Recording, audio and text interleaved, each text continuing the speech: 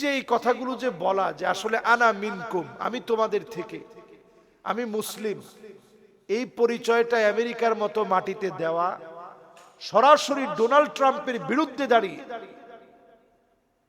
এবং যেই লোকটা বলেছে নেতানিয়াহুকে যদি আমি এই নিউ ইয়র্কে পাই তাহলে তাকে আমি অ্যারেস্ট করে জেলে নিব, তার হাতে আমি হ্যান্ডকাপ পরাবো, এরকম সাহসিকতার সঙ্গে যে যুবক কথা বলেছে, আজকে তার বিজয় মানে এটা প্রমাণ হয়েছে খ্রিস্টানদের ভিতরে বৃহৎ একটা রূপ দাঁড়িয়ে গিয়েছে, যারা এখন চায় যে ফিলিস্তিন বিজয় হোক। এবং এই ইস্যুটা কেন্দ্র করেই অসংখ্য খ্রিস্টান তারা কালেমা পড়ে মুসলমান হবে, সুবহানাল্লাহ বিহামদিহি। এবং এই বিজয়টাকে আপনি কোনোভাবেই ছোট করে দেখার কোনো সুযোগ নেই। 34 বছরের বয়সে মেয়র পদে নিউ ইয়র্ক শহরে এই ইতিহাস গড়েছে এই ছোট্ট অল্প বয়সের মানুষ। 34 বছর এটা খুব বেশি বয়সের কিছু না। এই অল্প বয়সে দেখবেন তিনি সাইকেলে চলে যাচ্ছেন এবং সেই সময় সবার সঙ্গে কথা বলছেন, সাইকেলে যাওয়ার সময় কথা বলতেছেন, রোডে চলার সময় কথা বলতেছেন, সবার সাথে সালাম বিনিময় হচ্ছে, কথোপকথন হচ্ছে। সুতরাং এই বিজয়টাকে কেন্দ্র করে আমরা অন্তত আশ্বস্ত হতে পারি, ডোনাল্ড ট্রাম্প যেভাবে মুসলমানদের উপরে অ্যাট্রাকটিভ হচ্ছিলেন, তার যে মার মুখে একটা ভঙ্গিমা ছিল, ডোনাল্ড ট্রাম্প হচ্ছে একেবারে প্রকাশ্যে যা করার প্রকাশ্যে বলে কয়ে করে, এবং যা সে বলে তার বিপরীত সে করে। এ হচ্ছে ডোনাল্ড ট্রাম্পের চরিত্র। আপনি আমেরিকাকে এত সভ্য মনে করেন, অথচ আপনি আমেরিকার এই কয়েকদিনের হিস্ট্রি আপনি ঘেটে দেখেন, কতগুলো শুট হয়েছে, প্রকাশ্যে শুট। এই প্রকাশ্যে শুট যারা করেছে সেই সমস্ত বাচ্চাদের বয়স 14 বছর 15 বছর, তারা স্কুলে গিয়ে ডাইরেক্ট শুট করেছে। অসংখ্য মানুষ মারা গিয়েছে। আপনি গুগলে সার্চ করলে পাবেন, চ্যাট জিপিটিতে সার্চ করলে পাবেন। কিন্তু এই তথ্যগুলো আপনার কান পর্যন্ত পৌঁছায় না কেন? কারণ তারা এটা পৌঁছাইতে দেয় না। তারা তাদের সভ্যতাকে মুসলমানদের মধ্যে ছড়িয়ে দিতে চায়।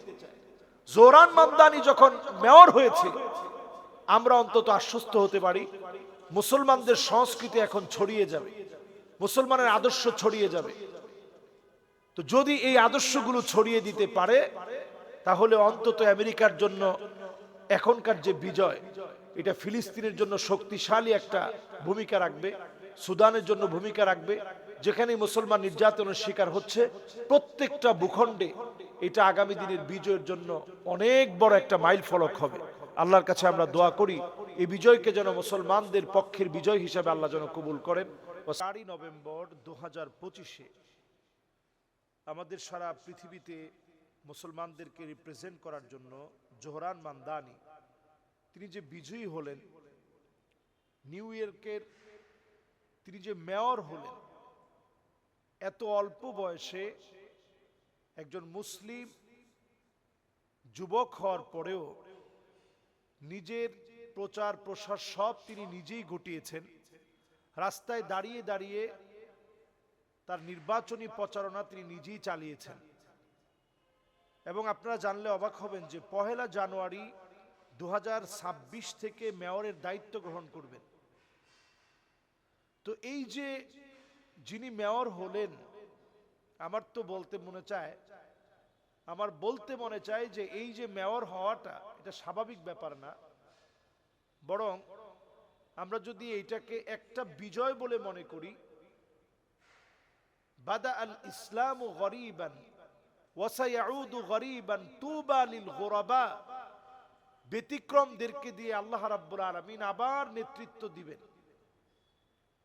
তো তার ধর্মীয় অনুভূতি কেমন আছে সেই প্রশ্নে আমি পরে আসছি। উগান্ডায় বড় হয় একজন মানুষ, বংশীয়ভাবে ভারতীয় নাগরিক, তার বাবা অনেক বড় একজন শিক্ষিত মানুষ, তার মাও শিক্ষিতা মানুষ। তার মা বিভিন্ন ছবির পরিচালক ছিলেন। ছোটবেলা থেকে ধর্মকর্ম যতটুকুন পালন করেছেন, তার চাইতে বড় বিষয় অন্তত আমেরিকার মতো জায়গায় একজন মুসলিম জায়গা করে নিয়েছেন, যে নিজেকে মুসলিম বলে পরিচয় দিয়েছেন নির্বাচনী প্রচারণায়।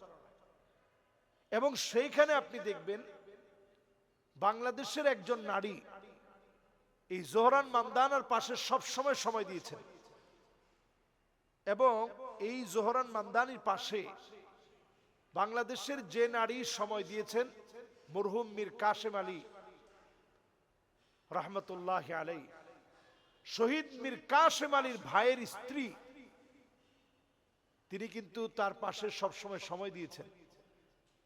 এবং এই জোহরান মান্দানি সে তার বিজয়ের পরে বলেছেন যে আমার এই বিজয় এটা বাঙালিদের জন্য বিজয়, সবার জন্য বিজয়।